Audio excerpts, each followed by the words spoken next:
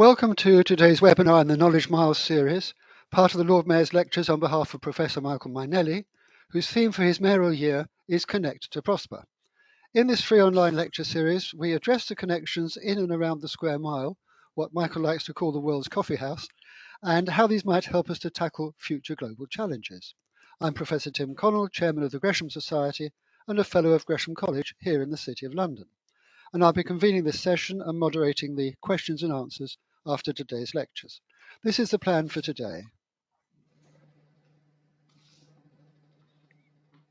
So, quick introduction from me, the keynote presentation from Andy Haldane, and then a question and answer session lasting around 20 minutes. Today we have a really interesting topic, Design for Life, Why Social Connectivity Matters More Than Ever. So I believe we'll be hearing more about social connections and how they can improve health, wealth and happiness, all of which could have an impact on how we work and in our daily lives. We'll also be hearing about public policy making and how this can have an impact on the building of social capital. Now, let me introduce today's speaker. We're delighted to have with us Andy Haldane, who is the CEO of the Royal Society of Arts. Andy, perhaps you could tell us a bit more about yourself. I see you have a previous connection with the Bank of England. I do, Tim. Thank you for that nice introduction, and Happy New Year, everyone. Lovely to be here. That's right, quite a long connection with the bank and with the city. I was at the bank for 32 years, actually, right up until a couple of years ago, latterly as chief economist, but with a variety of roles over the course of that 32 years, which I hugely enjoyed and hugely benefited from, Tim. So yeah, lots of history in and around the city, I think it's fair to say. Oh, splendid. Now, can you tell us a bit more about why we need to have a design for life, why social connectivity matters more than ever, and how you plan to do it? Well, thank you, Tim. And it flows very nicely from the introduction, actually. You mentioned Michael Mainelli, the new Lord Mayor's theme for his mayoralty around Connect to Prosper. And that's really the centre of what I want to discuss today, which is the role of social connectivity and the role of social capital in nourishing and flourishing our economies and our societies. Now, social capital, less well known than many of the other capitals, but generally taken to capture the strength of trust and of relationships, of the degree of community and connectivity in a group.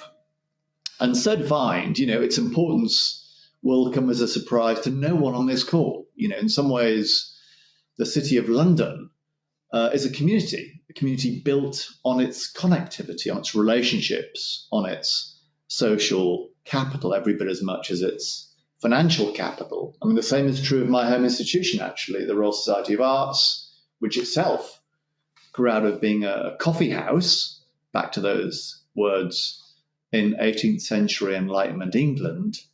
The wellspring of its social innovation has been the social connections among its fellows. And yet, despite that rich history on the importance of relationships, of the importance of connectivity, of the importance of social capital, it remains largely absent from our frameworks for thinking about growth. It remains, whether personal or national, and it also remains largely out of the menu of policy options or interventions we think about when we're nurturing our economies and our society. So what I thought I'd do today is to talk a bit about that and how that disconnect is becoming ever more apparent as more evidence emerges, which I'll review, on the importance of social capital and social connectivity to the flourishing of us as individuals, the flourishing of organizations, the flourishing of communities, and ultimately the flourishing of nation states, and then perhaps mention some policy options that might be put in place to bridge that gap and to harness the power for health, wealth, and happiness of enhanced social connectivity.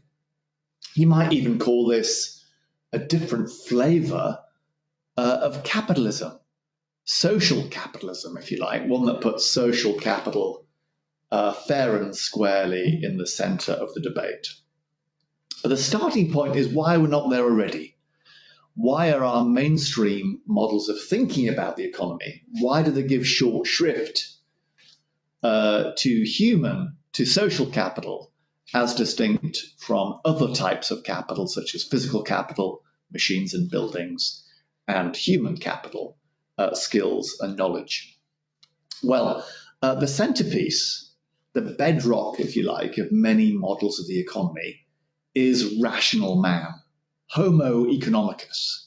And the distinguishing feature of Homo economicus is that they maximize their own welfare.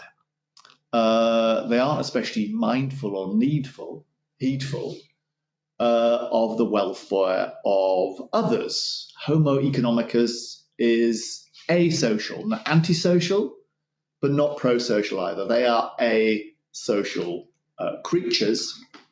Now that assumption, because that's what it is, quite a convenient one actually, because under certain assumptions, it is the case that if each individual maximizes their own well-being or welfare, the result is nonetheless the best possible outcome for society as a whole. And nerdy economists like me even have a nerdy expression for that theoretical result. It's called rather grandly the first fundamental welfare theorem. And under that, there's no real distinction between the needs of individuals and the needs of society. There's no distinction between the economic needs and our social needs. And relationships, social connectivity, is really a bit part, if any part at all, in framing outcomes in that stylized world. And if that sounds stylized, that nonetheless has been the workhorse thinking that has dominated much of how we build our economies and societies over a goodly chunk of the post-war period. It is, if you like, that Adam Smith laissez-faire model of the wealth of nations in 1776. And the problem it faces is a very obvious one, which is that it accords almost no role to what actually makes us distinctly human. We know from all manner of studies, whether sociological or anthropological or psychological, or indeed the stream of behavioral economists, that tells us that human behavior in practice does not follow the doctrines of Homo economicus. We know that attributes, pro-social attributes, such as reciprocity and mutuality and kindness and fairness, are center stage in how we behave. And as soon as you introduce those, the theorems, the central tenets of that first fundamental welfare theorem fall apart when first confronted with humanity. What's best individually is no longer best societally. Economic and social outcomes can then diverge. Social connectivity and social capital can and do then play a much more central role in driving the flourishing of us as individuals, or indeed as collectives, as nation states. This is very much more the model of Adam Smith circa 1759 and his theory of moral sentiments, rather than that of 1776 and the wealth of nations. But despite all that, it remains the case that when we are thinking about individual flourishing, if we're thinking about community flourishing, if we're thinking about national flourishing, social capital and social connectivity still plays at best a bit part role in how we think about and devise policies to nurture at the micro, mezzo and macro levels.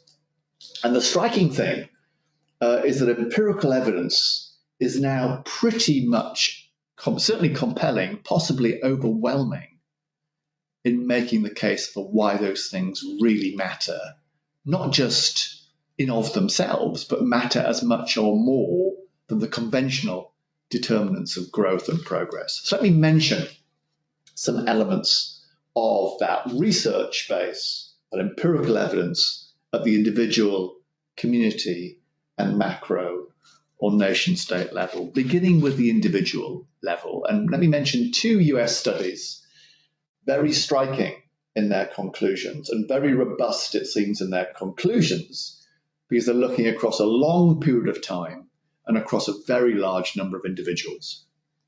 And the first is a Harvard longitudinal study that goes right back to the 1930s, tracking the behavior and characteristics and evolution of a large number of individuals and asking the question, what is it that enables them to flourish, to live long and good lives? And the striking takeaway from that lengthy longitudinal study is that human connectivity, both the quantity, but in particular the quality of our relationships, do as good, or in many cases better, a job of explaining both the quality and length of our lives as pretty much any other factor you might mention, whether economic or educational or environmental. Appending, therefore, a good chunk of that theory I mentioned a few moments ago. When it comes to lifespans and life prospects, nothing seems to matter more than social connectivity, that which we accumulate over our lives through nurturing, trusting, long-term, reciprocal relationships. It's not, it turns out, what we own, physical capital, or indeed what we know, human capital, that matters most. What matters most of all is who we know, as distinct from what we know. And that echoes very strongly the second study I want to mention, more recent, by Raj Chetty and co-authors, again in the US out of Harvard. It looks, Chetty has looked at patterns of generational progress by individuals, so-called social mobility, and pointed to just how variegated, how variable those patterns are across different states, and indeed within states in the US. Now, Chetty's most recent research has asked the fascinating supplementary question, why might that be? Why might patterns of social mobility be so different across spatially quite close districts of the US? And answering that question, he did something very interesting and novel, and used a particular source of data, in particular Facebook data, to construct measures of the social connectivity or social networks of literally millions of individuals in the US. Not just that that connection exists, but also why it exists. Is it forged at school, in work, through sports, through church, through social media? And then what he does next is, for me, most striking of all, which is he asks the question, can someone's social connections help explain their patterns of social mobility, and reaches the, I think, remarkable conclusion that not only is that the case, but that someone's social network, their connections, do a better job of explaining patterns of generational progress than any other indicator you could point towards. At least in the US, when it comes to social mobility, the key seems to lie in people's social connectivity. Now, it's a US study, and it's striking that not just is that effect statistically significant, it's also large. So if you were to take one of the least well-connected, poorest communities or sets of people, and to connect them with some of the best connected, richest, highest socioeconomic groupings, that can boost life incomes and prospects for the disconnected and disadvantaged by as much as 20%. You couldn't get an impact effect remotely close to that from pretty much any other intervention you could imagine. Now, that's US evidence. And here in the UK, we are now working with Behavioural Insights team and Meta as part of our Design for Life program, running the numbers. We're talking billions of observations, by the way, for the UK as well, to see if the same evidence base emerges, and that using that as the basis for some interventions, which I'll come on and say a word about in a minute. So that's the evidence at the individual level. How best can we nurture flourishing at the individual level? Well, connectivity socially appears to hold the key. That's what the evidence base, a rich, long and deep evidence base from recent research is suggesting. And it turns out the self-same true is true if you move from individuals to communities. There's now a wealth of research, of evidence suggesting that social capital, trust and relationships within the communities is key to them doing well. And in particular, the loss of social capital and trust is particularly important for communities that are doing less well. If you look at surveys of people living in those poorer communities and ask people to rank what matters most to your personal well-being, what you hear back is the absence of social capital, a lack of security and safety and community and belonging and connectivity seems key for those poorer communities, and indeed is a key driver of poorer quality of lives and indeed length of lives in those places. So connectivity, social capital, is as existential and key to communities as it is to individuals. And it turns out the self-same is also true at the level of nation states. There is a striking and robust, it appears, causative correlation between cross-country patterns of social trust and cross-country patterns of, for example, GDP per head or growth in GDP per head. Indeed, those social metrics, those trust metrics, appear to do as good a job of explaining cross-country patterns of growth as any other more macro metric. And the effects are big. So a typical study might find that a 10% increase in social trust might boost relative economic performance, something like GDP per head, by as much as 1.5%. That's a big effect in a low growth world, let me tell you. I want to finish up by saying a little bit more about what we do with this emerging evidence base on the importance of these social connections to the flourishing of individuals, of communities, and of nation states. Because to be clear, on a great many metrics, we are not doing well when it comes to social capital and social connectivity right now. Back in 2000, Robert Putnam wrote this book on the collapse of social capital, of community belonging across the US. He called the book Bowling Alone.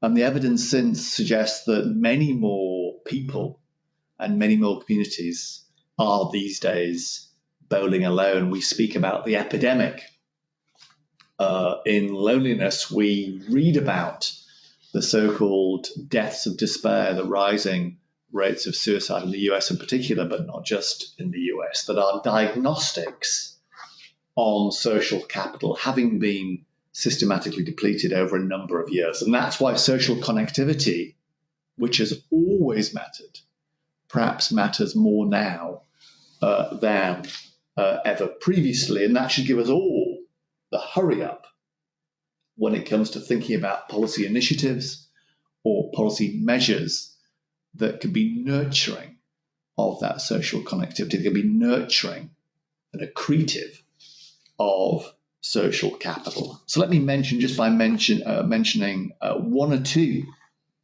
illustrative examples of what might be done policy-wise to accrete or accumulate larger amounts of social capital, either among individuals, communities, or nation states. And we might start with something as arid as measurement.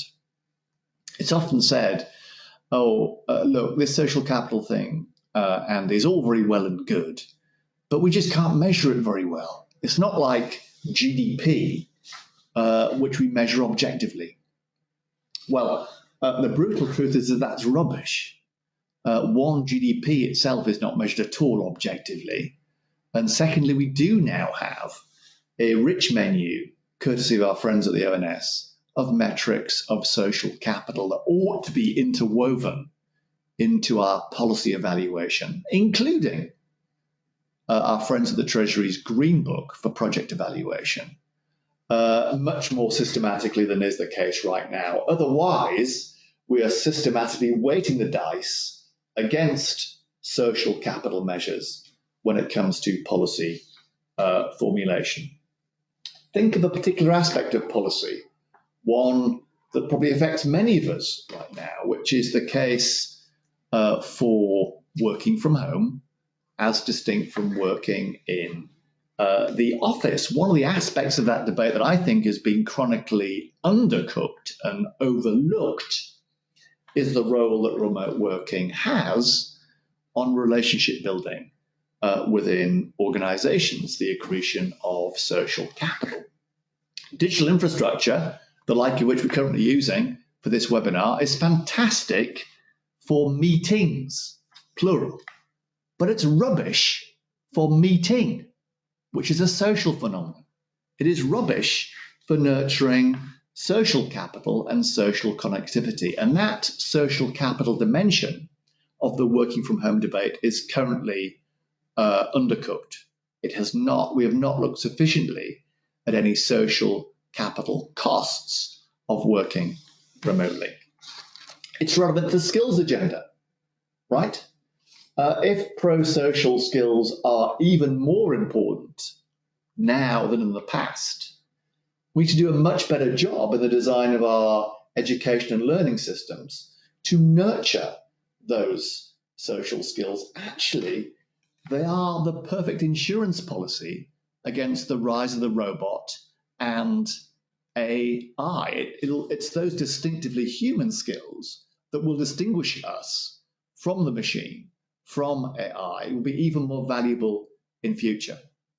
And yet, they are not front and center in the systems of education and learning we currently have in place. I would love to use that research we are doing with the BIT and Meta on patterns of social connectivity and social mobility in the UK to think about activist policies to rewire the social networks of people in the service of boosting their social mobility and life prospects. Could we experimentally, imaginatively redesign schools and classrooms, workplaces, leisure locations, sports and leisure facilities, in ways that enable and attract greater connectivity, particularly for those people who are currently disconnected from the networks they need to tap to achieve that flourishing. I think that is potentially a gold mine of policy interventions. Relatively low cost, actually, but high impact policy interventions that would rewire networks in ways that could cause that mass flourishing that the empirical evidence suggests can be so large and so lasting. And in pursuit of that, we should, I think, make a much bigger investment in a particular type of infrastructure.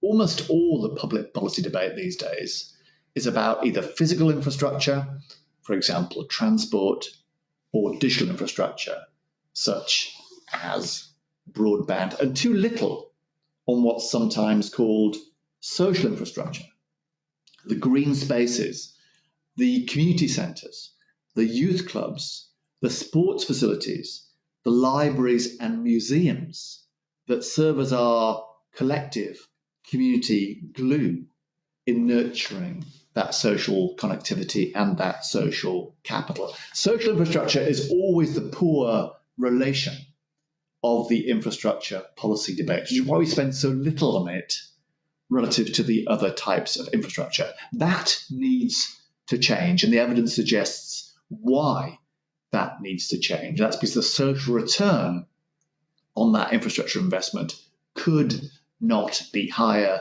almost certainly as high or higher than that on the other more obvious forms of infrastructure that achieve a different type of connectivity.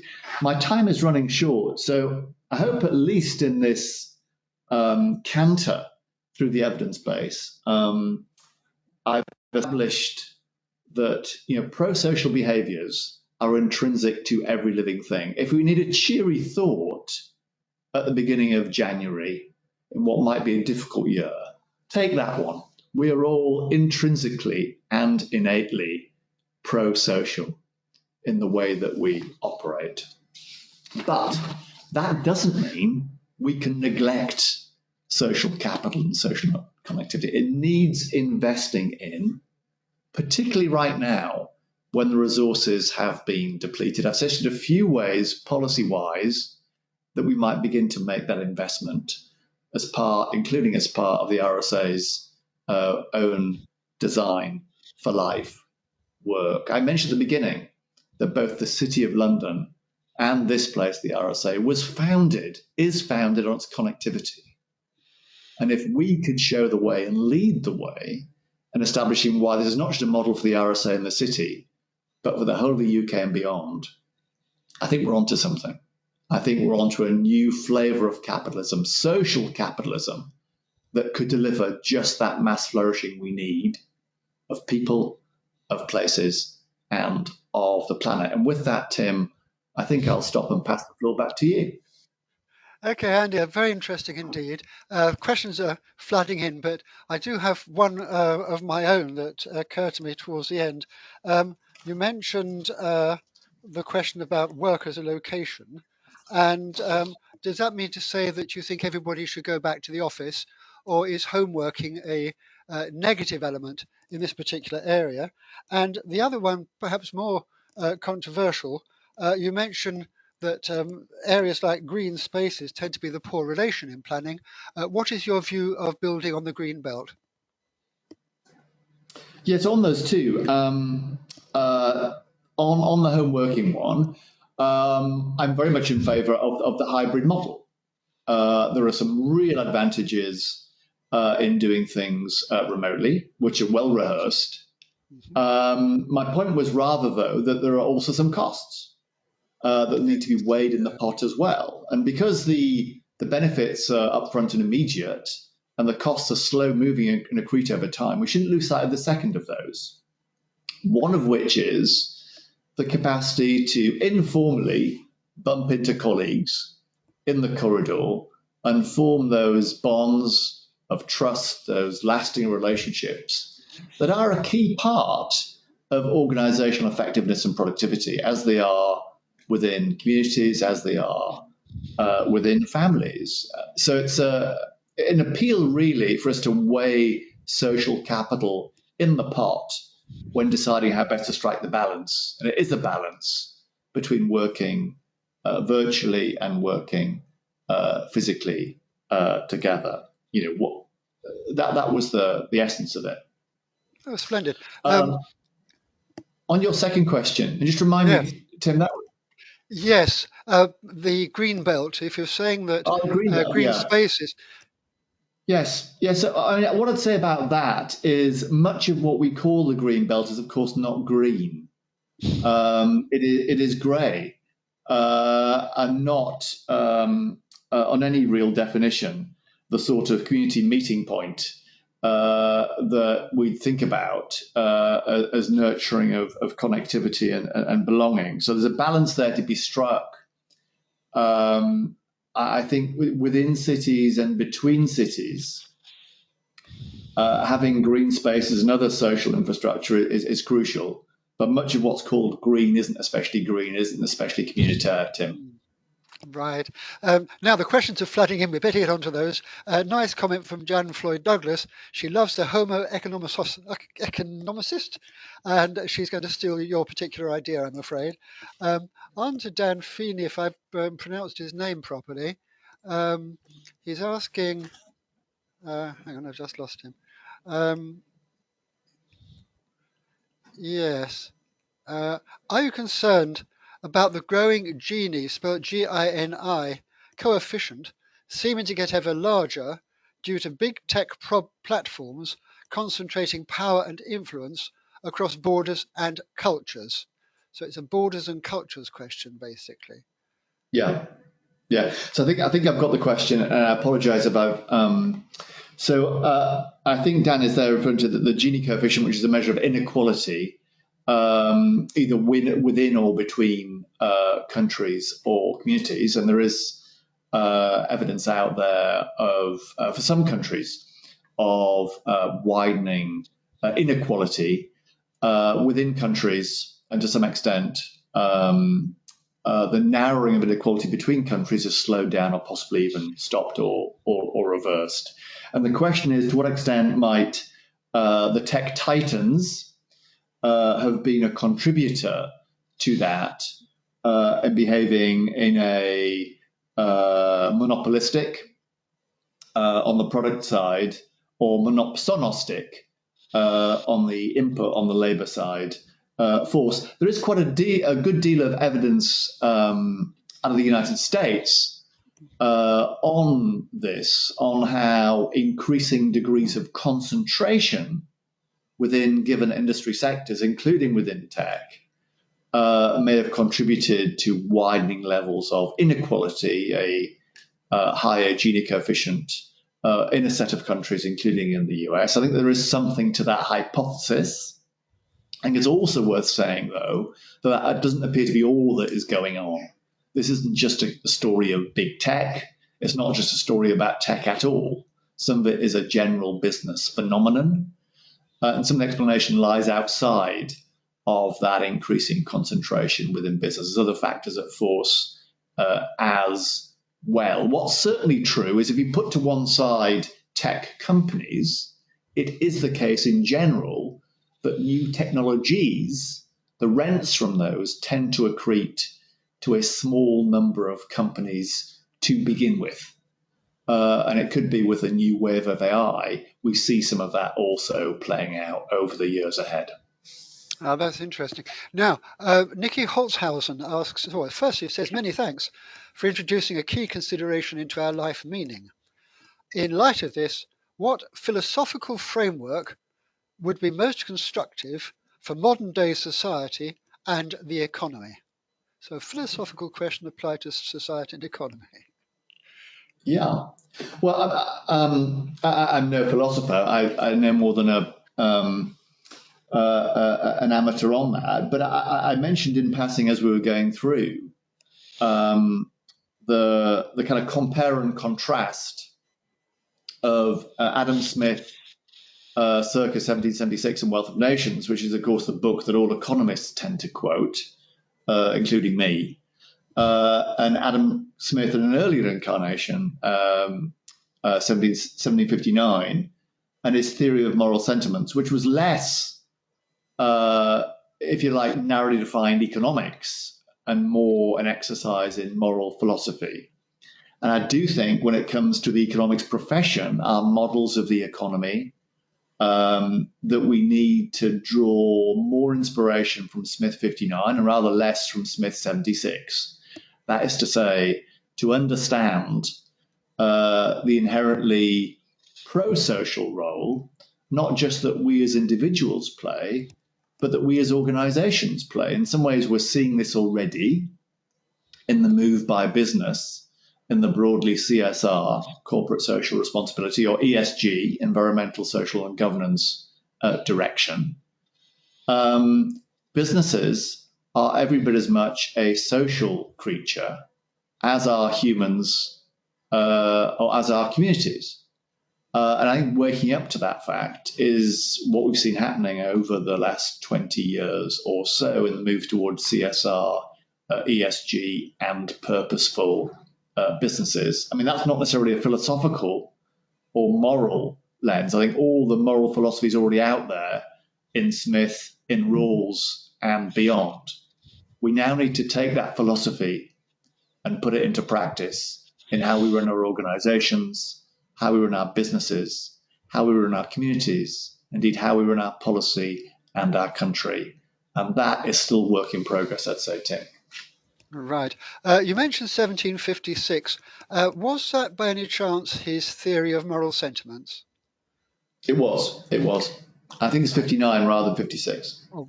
By recollection. Yes. Might be helping on. Ian Harris is clearly very well read here, saying, good to see you both. Many thanks for a timely and fascinating webinar. Much as I agree with you there.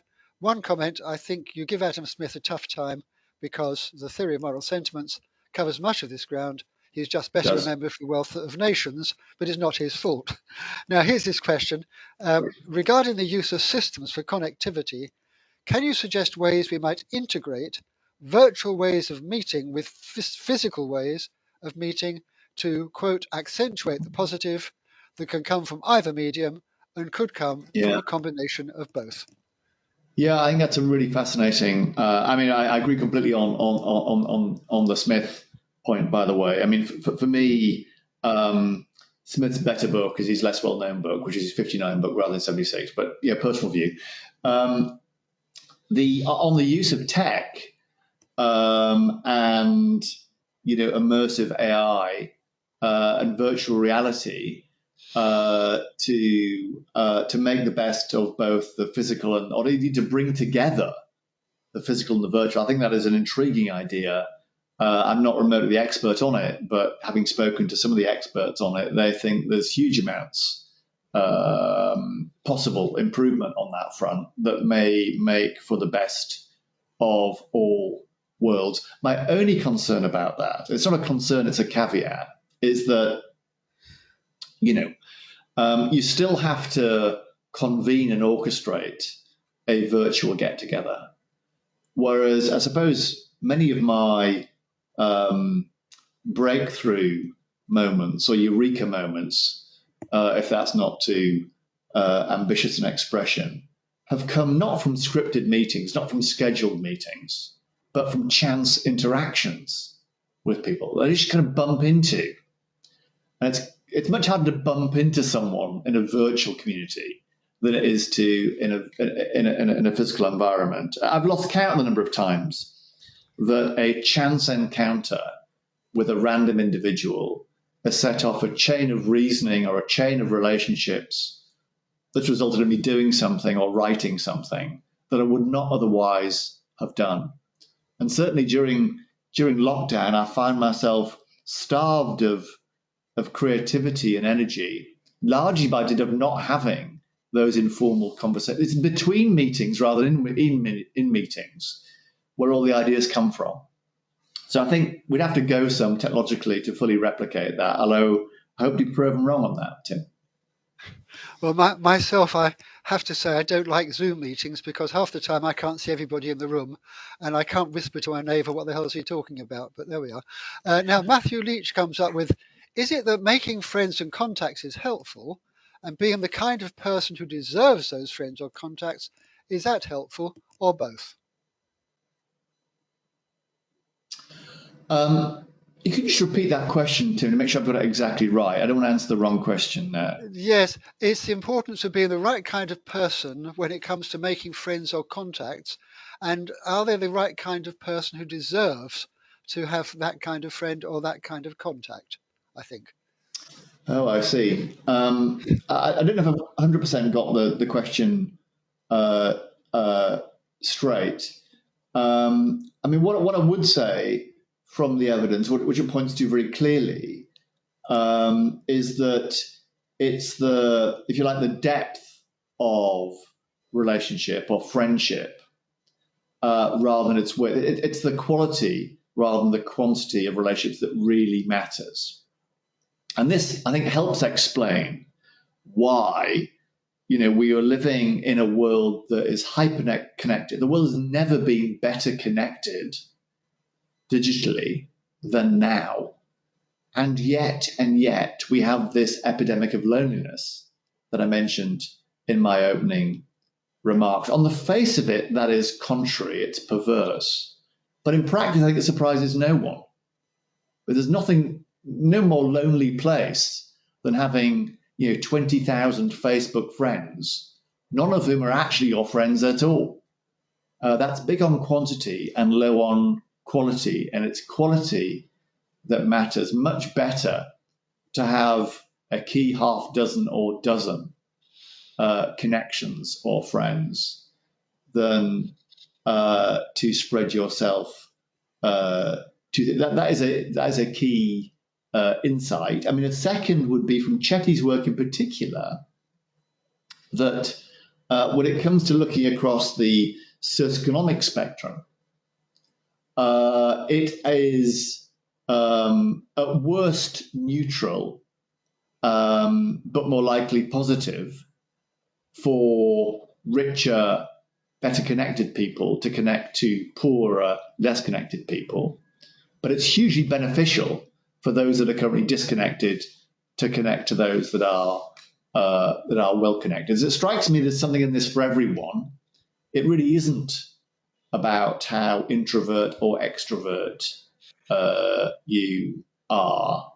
It isn't a numbers game. It's a quality rather than quantity game. Right. Yes, that's a very interesting topic, isn't it? Tom Billington is asking, do you see a conflict in the measure of social capital versus flourishing or growth versus gentrification, etc.?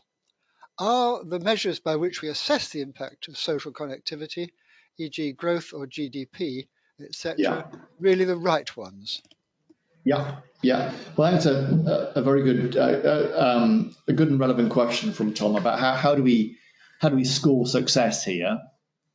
Is it purely financial thing, higher incomes or better jobs, or is it a health thing, longer, healthier lives, or is it a well-being thing? Is it a subjective sense of satisfaction?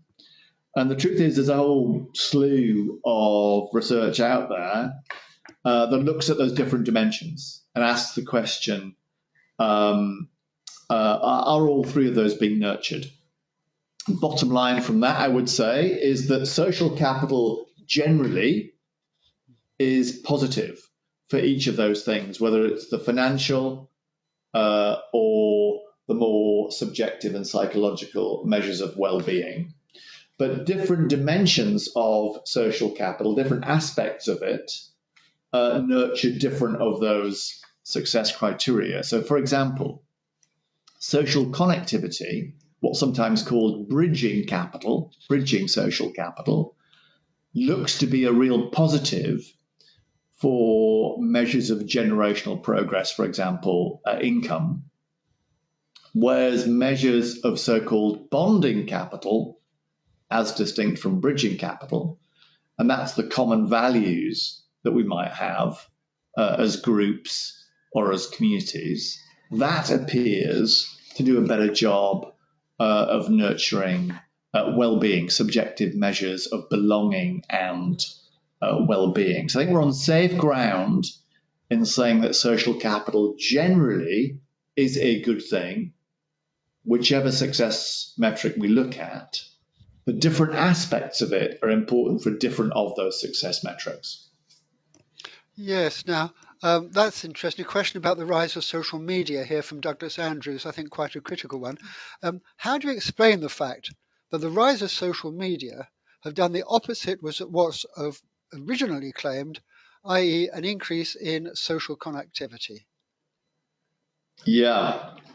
So again, a great question. And again, I should not profess any expertise on social media, not least because I'm not on any social media myself by choice. And the reason I'm not on there by choice goes back to a point I made a few moments ago, which is social media, mass social media, a good way of nurturing those high quality relationships or not? And I would argue, at least some of the time, it is not. That what I see too often, the glimpses I get of social media, is that what's promoted there is not pro-social behavior. It is anti-social behavior. And that antisocial behavior results, at least in part, from the thinness of the relationship, the anonymity of the relationship that people have in that network, where it's a numbers game. It's a large numbers of largely anonymous people that couldn't, on any definition, be said to be your trusted friend or reciprocal counterpart. So this isn't a beat up on social media. It has some great virtues as well, but I don't know that for me, at least, it'd be the ideal vehicle for the depth and quality of social connectivity I think we need for that mass flourishing I mentioned earlier on. Yes, I think we only have time now for one more question. Mark Huxley says that he likes your comment about in-person working, building social capital, and he thinks we need to highlight for those from more challenging backgrounds to come to the workplace, which will offer an escape mechanism on a daily basis and which will allow enormous personal confidence development. So really, this is a working from home versus coming into the office question, isn't it? Yeah, yeah, and I'm conscious that people are wired differently. They have different circumstances. They have different requirements. So it's not right to be, I think, making bold or blanket statements about what works individually. My point was only that I think there are hidden benefits, two well-hidden benefits of being in place, physically in place, in building those bonds of trust and building those relationships and having those chance encounters. I mean, the essence of this place, the RSA, was that you bring together in what was originally an 18th century coffee house a diverse set of individuals from different backgrounds and cultures and disciplines. And it was the serendipitous chance interaction in the coffee house that was the catalyst for so much social innovation and good stuff. And what was true in 1754 when we kicked off is no less true in the coffee house 5 floors below me today. And it's also true, I should say, Tim, of the city. The city was built on that same set of often serendipitous interactions and encounters between people. And out of that was forged financial innovation, which mirrored and mimicked exactly the social innovation that has been the RSA for the last 270 years and has been the city for the last 1,000 plus years.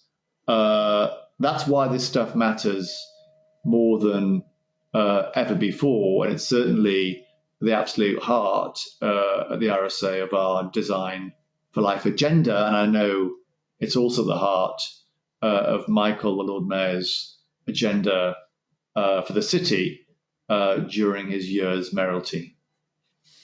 Yes, indeed. And of course, Lloyd's Coffee House is always cited as the value of coffee houses in the history of London. And the guilds and livery companies, of course, go back to Saxon times. Now, I'm afraid we have to get on to now forthcoming lectures. Friday, the 12th of January, Computational Medicine and Digital Twins Improving Medical Care. Monday, the 15th, well, the next Dick Whitting, very London topic, Please Step Forward, How to Harness Entrepreneurship in the City of London to help build a world-class 21st century economy. And on the 18th, the future of building foundations in the city, energy generating assets, a particularly interesting topic. May I point out that we have highly expert speakers, as we've just heard, but the lecture is always targeted to a general audience, so don't be frightened by the topic of computational medicine and digital twins. You're sure to find out something you didn't know before.